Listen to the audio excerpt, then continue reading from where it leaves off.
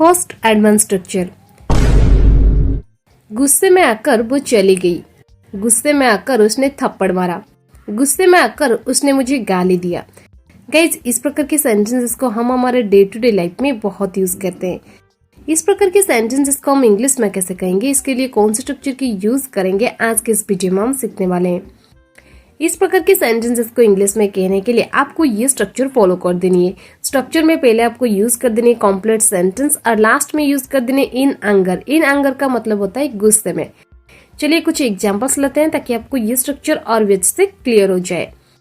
गुस्से में आकर उसने मुझे गाली दिया। He abused me in anger. He abused me in anger.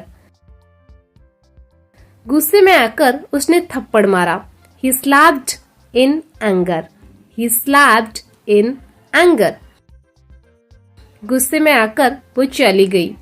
She went in anger. She went in anger. गुस्से में आकर मैंने उसे बोला। I spoke him in anger. I spoke him in anger. Second advance structure. चलो मैं तुम्हें कुछ दिखाता हूँ। चलो मैं तुम्हारे लिए कुछ लाता हूँ। चलो मैं तुम्हें बताता हूँ।